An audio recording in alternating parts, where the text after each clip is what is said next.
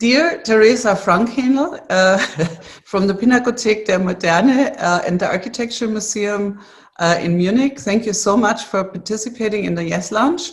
I think you have observed what we are doing, and this is for our students who just like you don't have an open exhibition right now, they don't have a lecture series, so it's really great that we can see you in the virtual space and that you can tell us a little bit about the Architekturmaschine, the architecture machine. Tell us something about yourself. What is your background and how come that you work as a curator in an architecture museum? Hi, thank you for having me. I'm a curator at the Architecture Museum and I've been here for about 3.5 years.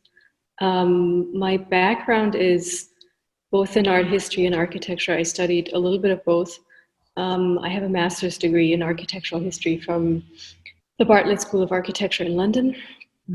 And I did a PhD on architectural models that was based at the University of Zurich, but I've been traveling a lot for that work. And really the way you end up as a curator is not very straightforward. You just have to work in exhibitions, and eventually if you're lucky, you find one of the few jobs that exist. Well, congratulations. I think it's a fabulous job that you have. And Mr. Lebig wanted you to do the interview for the Yes Lounge. And I think that's really great. You are the curator of the show, and also you're super young. And I think it's really inspiring for our students who are yet to find the path they're going to go down, you know, whether they're going to be curators, journalists, whether they're going to be architectural designers or, you know, do shop drawings. I mean, there's so many different possibilities. How did you find this topic? How did you get interested in computer integrated or computer aided design? And how did you also pick the time phase that you're working with? Yeah, well, I think, you know, once you start working in this particular area, you start realizing that there's a lot of potentially interesting topics you could do exhibitions about. But for me personally, I feel like we always have to also justify why we pick specific topics. And I think a certain sense of urgency is good for an exhibition if we feel like this is a really important topic that needs to be talked about. And I think, you know, there's many topics that are urgent and that need to be talked about. But because I'm personally very interested also in the way that technology influences the way that we think, this particular topic stuck out. And especially because I've been interested in models and the way that architects use specific tools to think. This was a continuation of something that I've been interested in for more than 10 years. And that is really why I proposed this topic. And I think for the museum, it's a very urgent topic because we're realizing that the first and second generation of architects who have worked with the computer are currently retiring or are already retired.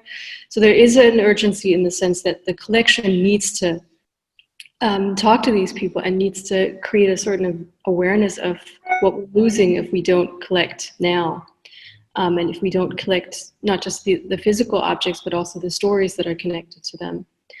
Because as with any other archive, the objects themselves might tell you some things about themselves, but they need explaining. And as soon as the creators of these objects are gone, it gets harder and harder and harder to collect those histories.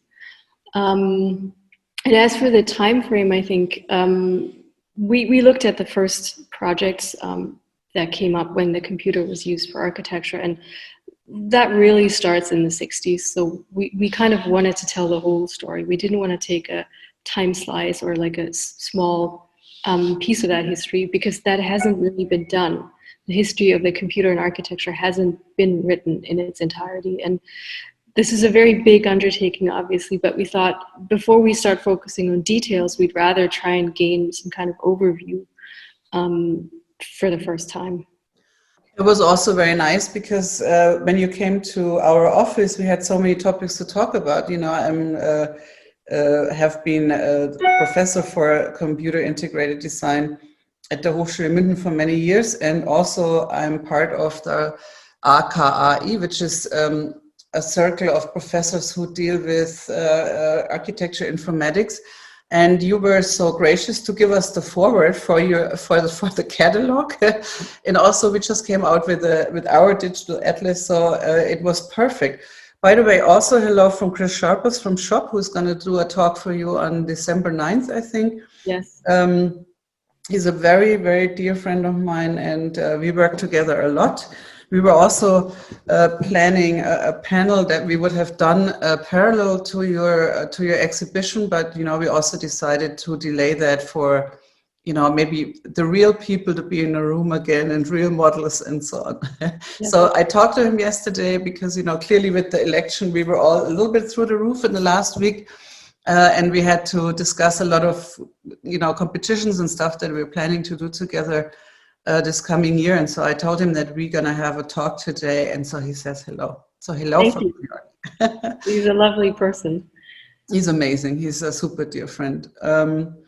And Shop Architects really has also, I think, provided you with a model that then broke on the way to Germany. So he called me up, you know, but I think everything was figured out. Yeah, that's the pleasures of making exhibitions. There's always something that breaks last minute. I remember when I moved back from New York many years ago, there was a show happening for the inauguration of the Pinakothek der Moderne, and I helped organize a model by Bernard Tschumi and a model by Greg Lynn. Same thing. It was exciting until the very, very end. Yep. Strong nerves. Yes, absolutely. So one of these models is still at the Pinakothek der Moderne, one of these super colorful first models of Greg Lynn, where all these flowers are coming out. It's downstairs after the car models where you have all the old computers, and it's really good to see that it has a place in the museum, in the Dauerhafte collection. Yeah. So my next question brings us to the show again. You know, Peter Kahula-Schmal was with us a few weeks and months ago, and he had that show Blockmasters at the Dam. How are you different? I mean, how are you different now? Yes. I was for Asymptote, and that's why I was involved in the exhibition, because I was helping building up that part. I was working for Asymptote at that time, and so clearly, you know, that's the one reference you might have in Germany so far. Yeah. Well, Peter did the show in 2001, which is almost 20 years now, which is incredible to think about. But I think what he did in his show was quite exciting at the time, because he was focusing on the first build projects that were designed with the computer, which was kind of groundbreaking because there weren't really any or very few buildings that had been built at the time. And I think that was very, very interesting. But in a way also, I would say, you know, off its time, because the focus you can have when you're in this development is always a little bit more narrow than what you can do when you look back with a distance of 20 years. And I think that's why and how our show is very different, because we have a much broader scope. We don't just look at the 90s. We don't just look at build projects. We look at the driving changes or innovations that the computer has brought on a much larger scale, not just for design, but also for the way that architecture can be presented. For instance, how unbuilt architecture can be presented in renderings or in animations. And we're really looking at ideas and where novel ideas came in into architecture through the computer, rather than specific building projects, as he did. And I think what's very important, and what people usually don't realize who don't work, you know, who only use the program in order to draft up a building, they don't understand that with using all these programs that basically came via Hollywood, you know, and were used to render Jurassic Park, and by innovative heads like, let's say, Greg Lynn, Bernard Tschumi as the dean, Raisa Umemoto, Hani Rashid, many of these architects who started conceptualizing the software and really forcing us, as you know, I was at Columbia University, and we were the first year that basically we weren't allowed any pens anymore. We were just sitting in front of that box, and it was really tough in the first few weeks. It was like, you know, you had the feeling you had rectangular eyes. And we were sort of force-fed all these different programs. Nobody taught us. We were just, you know, we're sitting there and, you know, figure it out. But it was a super, super fascinating time. And I think it's about the concepts and not so much about, oh, they're doing these shapes, because yeah, it was very interesting to deal with blobs and spheres, and it was so easy to just pull the CVs and all of that. But that happiness about, for example, the Colatans doing, Shulan Colatan, Bill McDonald doing their Raisi Rice, you know, it was all their pleasure. You could do this crazy stuff, but that was only the beginning. That was the playfulness of the beginning, and then very soon it was all about the concept and the seriousness behind it. Yeah, yeah, and I think that's kind of what you realize when you look at the long history of like 6 decades of the computer and architecture, is that there's these different waves of how people looked at using the computer, right? In the beginning, it was very rudimentary in some ways because you didn't really have a lot of computational power. So what you were looking at was maybe facilitating tedious tasks that you just wanted to get rid of. And then I think the 90s were very interesting because that was the first time that more and more people got access to software and to experimenting and to trying out things that they might have been able to think about in previous decades, but that they couldn't actually draw or render, or even, as in the show that Peter did, build. And I think that's so fascinating to see. Yeah, and the first trial and errors of people like designing these wild blobs and then trying to build them. I always talk about the Church of Greg Lynn, and everybody was just comparing the smooth shapes. But at that time, the building industry had no chance to do double curved panels or whatever, you know. And so I think it's so, your show is so important because it's about the concepts in architecture, the concepts that came through the software and the technologies, and also what it did to the building industry. And I think the building industry got very far, but they're still catching up. And also software is still catching up. I remember when I did the first talk in the Bundestag in Bonn, and I spoke to all these software creators saying, when are you gonna do double curved walls? You know, when is this gonna be easier? When can I do something that's not straight? And, you know, I mean, we are really talking 20 years ago. So they have been picked up big time. Talking about picking up, you have a lot of program for children and younger people. Tell us something about that. What's the thinking behind that?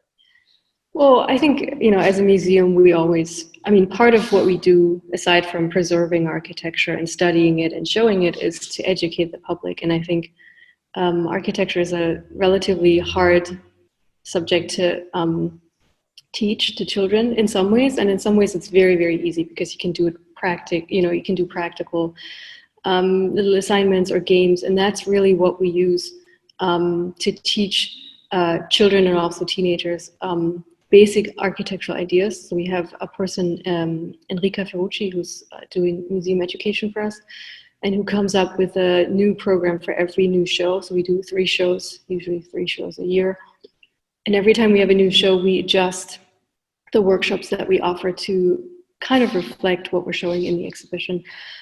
So right now, even though we're closed, we do have a museum education program that offers workshops and little games to understand what binary logic means, and do that through a little building system that we've designed. I love it. I mean, I mean, you're much younger than me, but I did not grow up with a Nintendo or any kind of device, you know. So for us, it takes a longer time to be familiar with all these programs. And, you know, over the last 20 years, I realized the students are getting faster, faster, faster, and even programming. I mean, they start in school to learn how to program. So it's just a much easier, much quicker, a very intuitive learning path. It's almost like normal for them. Yeah. So you just mentioned that the museum is closed now due to Corona, and you were supposed to be open until the 10th of January. Mm-hmm. I think it's really great that you have a lot of program happening anyway, because now you are really in the virtual realm with your exhibition. What are your plans for the next few weeks? Well, of course, I mean, we hope to be opening again, and we obviously want this show to be seen as a physical installation. But we do have some talks that we offer every other week. We do have the museum education program that will be analog, so you can go and pick up one of these building kits, as I'm told. I was told earlier today that this is going to happen soon. We also obviously have the book, which I think is a very great tool, and it's, in this case, maybe even more so than with some of the other shows that we've had, a book that can be read without needing to see the exhibition, because it kind of reflects the story we're telling in a very good way. That's really it for now, but we're currently also thinking about maybe extending the online program, depending on how long we're going to have to be closed for. I would love that, because, you know, we have 171 students in our computer-aided anything and design course this term. And of course, we were hoping that we would come together and see the exhibit, which would save me a 2-hour lecture every week, because they could get the whole overview, and they could also see it in a historic context that, you know, I try to establish with them. And I also talked to our history professor a lot, because, you know, basically nobody covers the last 20 years or the last 25 years. So my lecture is called Media Theory, although it's probably a wrong expression. You know, it's not media theory, it's the theory of the computer and architecture, or the history of the computer and architecture. And of course, we try to make them understand which philosophers picked up on these mathematical models, how then the architects started working with the continuous surface, how then all these different programs came that allowed us to work with digital clay and lofting and morphing and all of that. And then in every program, it has a different name. So Hani Rashid started talking about architecturing, like the text, like we started using different phrases for different methods in a computer. And I think all of that is super, super fascinating. When we met the first time, you told me that you sometimes couldn't even find the tools in order to play the architecture. Tell us something about that. How did you find all the architecture? How did you pick the architects? And how did you actually manage to show the work? Mm-hmm. Yeah, so the show is based on a 2-year research project. So we started out asking many of the questions that you just outlined. You know, why do certain buildings look the way they do? Why did people create these shapes? And also, what's interesting about them, right? The basic question we asked is, what kind of changes has the computer brought to architecture? And as we started looking at it, certain people and certain works kept coming up. Greg Lynn is one of them, but there's many, many others. And then we kind of knew that there were certain very well-known architects and projects that already had received quite a bit of attention, and rightly so, had received quite a bit of attention. But we also wanted to look beyond those initial projects that stuck out. So we started digging around in the European context, but also in other contexts. Something is wrong with your microphone, so I don't know if... Is it better now? It's better, yeah. I might have blocked it with my hand. So we were basically looking to include, obviously, well-known projects, but also try and uncover things that hadn't previously been given the kind of attention that they deserve. So I think the show includes kind of a mix of that. And as for the objects that we have and the programs that you need to be able to view some of it, that is really, that's really a difficult, very, very difficult question for museums right now, and a question that we're debating currently. Because if you look back, you have about 6 decades of history, and if you look at the first 2 or 3, so the 60s, 70s, and 80s, there's almost nothing that remains as a digital file or any kind of digital information because of the lack of storage media in the 60s and 70s. But even well into the 90s, it gets very, very difficult because of proprietary programs that architects use, which are not compatible. Every version is different, and you can't easily migrate files from one version to the next. So this is a really, really difficult problem. And for the exhibition, we decided to kind of navigate around this problem by not including certain files that we just can't easily show. Mm-hmm. And so we rely a lot on videos, on animations, on files that can be easily played, but we do have a couple of exhibits that are more current, that are using interactive, like gaming engines, like Unreal Engine, for instance, to allow a certain degree of interaction, which I think is very, very important. Yeah, when I worked with Asymptote, we worked on the virtual Guggenheim. And then 9/11 came and the Nasdaq crashed and so on. And so this project had to be stopped because also the museums had to think a little bit more commercial and not so much in an experimental way. And I would have this vision about you taking your exhibition to the next level and put it in a virtual Pinakothek der Moderne. And not because we're dealing with Corona right now, but because I think it would be the logical step. Have you guys talked about it? We do actually talk about this quite a bit because we have made attempts before to do this. And I would say this is, and we're showing the virtual Guggenheim, right, in the exhibition. And I think it's a very, very difficult thing to do well, because what I always tell my students when I teach classes that are connected to shows is that our medium is space, right? We're not architects, but we're telling stories in space, and that is really what we do. And once you lose this spatial aspect, you kind of have to rethink your entire concept. The same way that you have to rethink your concept when you're making a book. And I think so far, I haven't seen an online exhibition that I thought was as good as the physical exhibition. Maybe I just haven't seen it yet, but I think the challenges in presenting something very well are quite big. It's very big. I mean, we had 30 programmers in one room at that time trying to make you experience the artwork in real time, you know, just like Asymptote worked on a virtual stock exchange, where it's super important that if there's a red flag, you need to act now. And if you sit upstairs and you're not downstairs in the stock exchange, you just need to be there and to just process the kind of data that you need in order to see the art. And it's not like Barbie walking by too slow, you know what I mean? So that was really super interesting to experiment with that, and Tom Krenz, who was the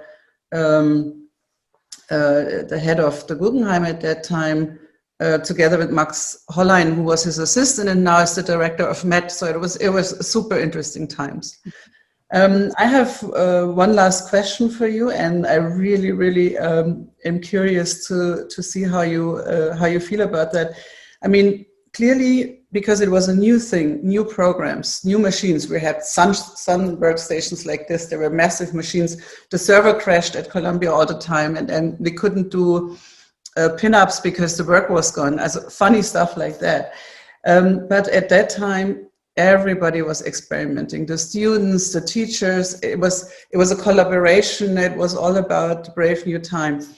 So now that it's almost a new normal, that all the offices are clearly working with BIM tools and Rhino and all of that. How do you think people, architects, will continue experimenting? And if yes, where are we going? Yeah, I mean, I think I think architects will continue experimenting. I often, the question about BIM and where we headed is a question I get asked quite a lot. So I think on the one hand, I think BIM is something that is probably going to happen, and it might even be mandatory eventually, and it might force offices to adjust accordingly. I know a lot of architects are very critical of BIM, also understandably so in some cases. As for being creative and experimenting, I think one of the things that we've learned when we did the show is that the more you know about the technology you're working with, the more you can look under the hood, the more you know what you're actually doing, the more you can control it, and the more you can come up with new ideas on how to change not just your design, but also the way that you design, so change the software. And I think, you know, with a lot of programs that allow you to code, for instance, you do get a lot of control over what you're doing. And I think that creativity, there's room for creativity there. And I think the other thing that is really important is also to know what your limitations are, what the limitations of the tools are that you're using. So to know what it is you can do, but also what you can't do with whatever tool you're working with. And I think that's like using any other tool. There's always creativity there.